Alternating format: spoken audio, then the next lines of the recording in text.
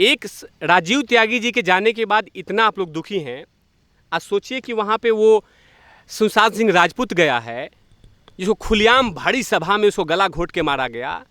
और लोग, करोड़ों लोग बोल रहे हैं, करोड़ों लोग, लेकिन इन लोग के कानों पे जू तक नहीं आई। और राजीव त्यागी जी के लिए ऐसी भाषा का इस्तेमाल जो साफ साफ लिखा हुआ है कि हार्ट अटैक हुआ, हॉस्पिटल गए, डेथ घोषित हो गए, इसमें कहाँ कोई ये कुछ होना चाहिए। आज इसमें दिखाया है कि सुशांत सिंह राजपूत को गला घोट के मारा गया, यहाँ पे छेद किया गया है। छाती ठोक के बोल रहे हैं सब लोग, लेकिन उसके न्याय नहीं बोला जा रहा है। माने अपनी चीज है हाउ हाउ और दूसरे की थू थू। माने दूसरा का बेटा हो उसके बाद अलग बात, लेकिन कांग्रेस के लीडर हैं तो उसमें कुछ भी बोल दो कि संबित पात्रा को गिरफ्तार कर लो, इसको गिरफ्तार कर लो, उसको गिरफ्तार कर लो, कुछ भी बोल दो यार।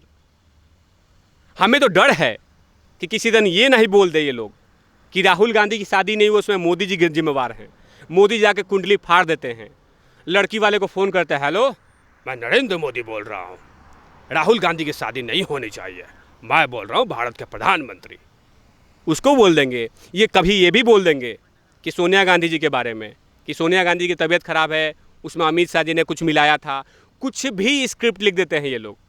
कांग्रेसियों के बात का इतना बयान नहीं लेना चाहिए, लेकिन आपने पूछ लिया पत्रकार महोदया तो मैंने जवाब दे दिया। लेकिन इनका जवाब तो देना ही का मन नहीं करता कि कितने आप शब्द सुनेंगे ये लोग कि आप सुशांत सिंह राजपूत को राजीव सरदेसाई आप सर्टिफिकेट दो कि वो छोटा कलाकार या बड़ा कलाकार था। चलो तुम्हें मैं मान लेता हूँ कि तुम पत्रकार हो, तुमने बोल भी दिया कि छोटा कलाकार होगा तो क्या उसको मार दोगे? आप मार दोगे? नहीं मारोगे ना, लेकिन आप उस तरह का समर्थन कर रहे हो। लेकिन अगर कोई छोटा मोटा घटना होता है तो तुम छाती पीटना शुरू कर देते हो। और उसके बाद अभी लेटेस्ट में प्रणब मुखर्जी के बारे में इस तरह का क्या चाहते हो? अगर इतना जल्दी ही देने का रिपोर्ट है, क्या भगवान हो तुम कि तुमने डिसाइड कर लिया कि प्रणब मुखर्जी मर गए और उससे तुम्हें मिला क्या?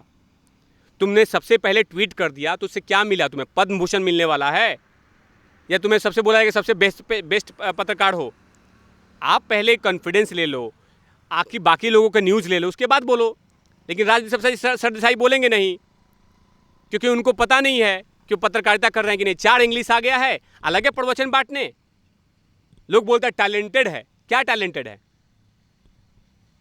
दांत से ट्रक खींचता है कि टैलेंटेड है? सर कल 15 अगस्त है और 15 अगस्त को ही पीएम नरेंद्र मोदी अब 7वीं बार तिरंगा फहराने जा रहे हैं। और पीएम नरेंद्र मोदी पहले ऐसे प्रधानमंत्री हैं जो गैर कांग्रेसी हैं और जो इतने दिनों तक प्रधानमंत्री रहे हैं। क्या कहना चाहेंगे इस उपलब्धि के लिए, पीएम नरेंद्र मोदी के लिए? सच, हमेशा सच। जो प्रधानमंत्री मोदी जी हमारे, सच हमेशा। आज जो देश के लिए इम्पोर्टेंट फैसलेज हैं उस पर हमेशा से उन्होंने खड़े उतरे, इसीलिए जनता लगातार उनको लाल किला भेज रही है। जनता लगातार उनको सर आंखों पे रखी है। जिस तरह से पहला अगर देखा जाए जो इनिंग मोदी जी जब आए थे तो उसमें हल्की सी उनको मेजॉरिटी मिली थी, लेकिन जो दूसरा चरण कंप्लीट किया उसमें फुल मेजॉरिटी मिली। बिकॉज ऑफ क्यों? कि जो जनता में कमिटमेंट लेके गए थे वो पहले इनिंग में, उसमें उन्होंने पूरा किए और सेकेंड इनिंग में उसने और भी पूरा किया प्रधानमंत्री मोदी जी ने।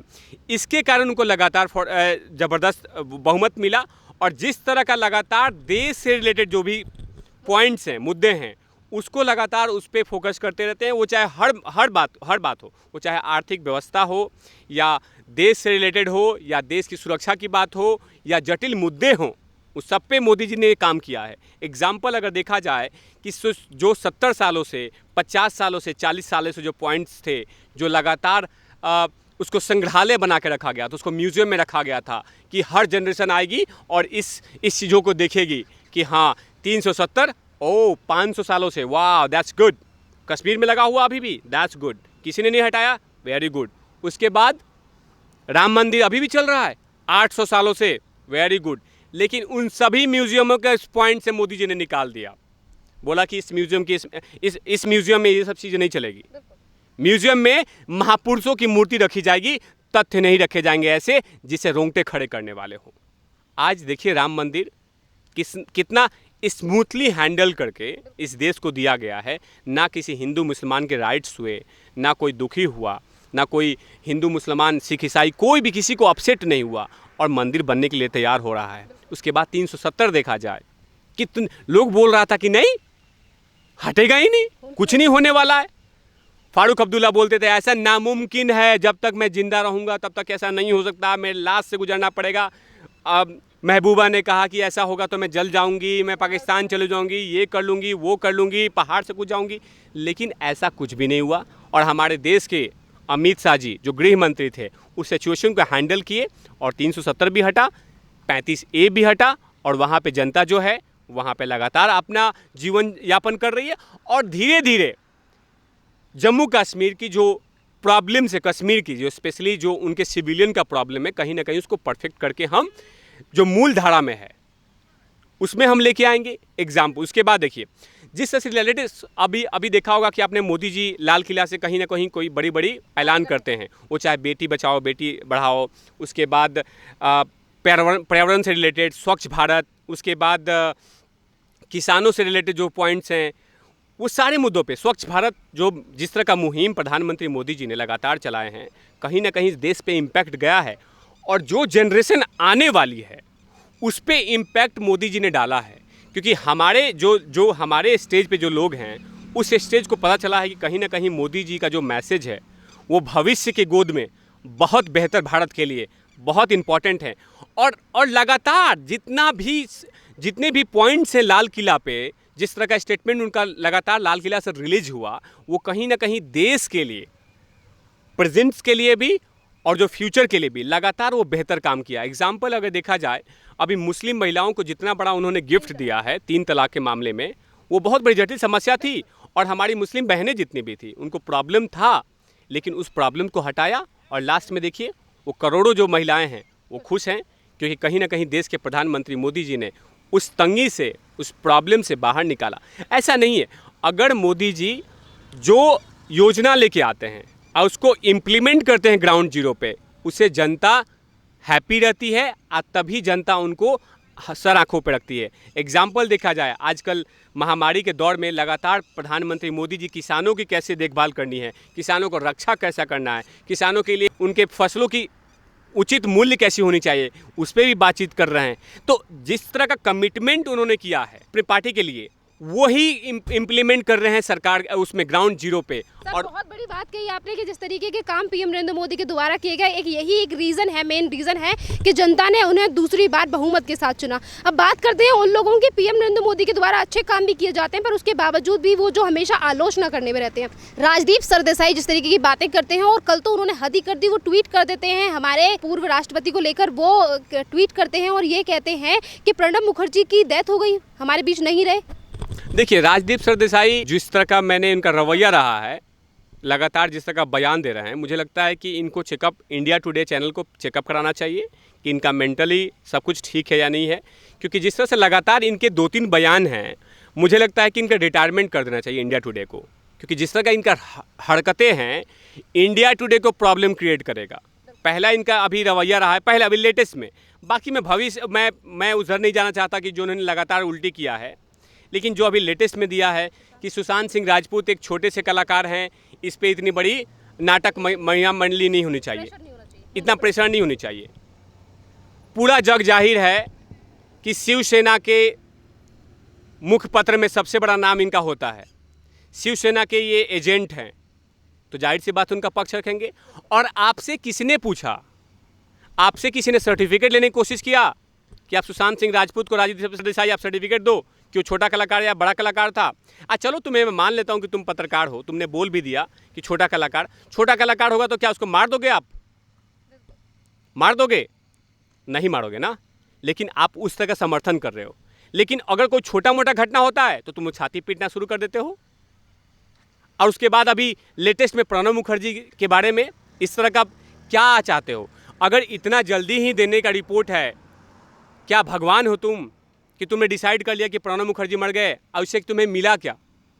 तुमने सबसे पहले ट्वीट कर दिया तो उससे क्या मिला? तुम्हें पद्म भूषण मिलने वाला है या तुम्हें सबसे बोला है कि सबसे बेस्ट पत्रकार हो? आप पहले कॉन्फिडेंस ले लो, आपकी बाकी लोगों का न्यूज़ ले लो, उसके बाद बोलो। लेकिन राजदीप सरदेसाई बोलेंगे नहीं, क्योंकि उनको पता नहीं है कि पत्रकारिता कर रहे हैं कि नहीं। 4 इंग्लिश आ गया है, अलग है प्रवचन बांटने। लोग बोलते हैं टैलेंटेड है, क्या टैलेंटेड है? दांत से ट्रक खींचता है कि टैलेंटेड है? राजदीप सरदेसाई अगर उनको अपने आप के व्यक्तिगत जो छवि है उसको बेहतर रखना है तो इस तरह का सड़क छाप वाली हरकतें नहीं करे, टुच्चापन वाला जो लगातार कर रहे हैं। सुशांत सिंह राजपूत के मामले में भी ऐसा बयान दिया, लोगों ने थू थू कर दिया।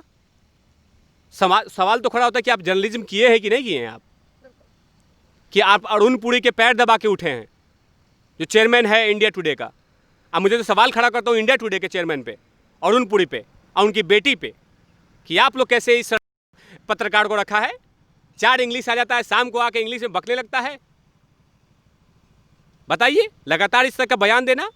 सर, जिस तरीके की झूठी खबर राजदीप सरदेसाई ने चलाई थी तो इसमें नाम कांग्रेस के एक नेता का भी है जिन्होंने भी इस तरीके का ट्वीट किया था।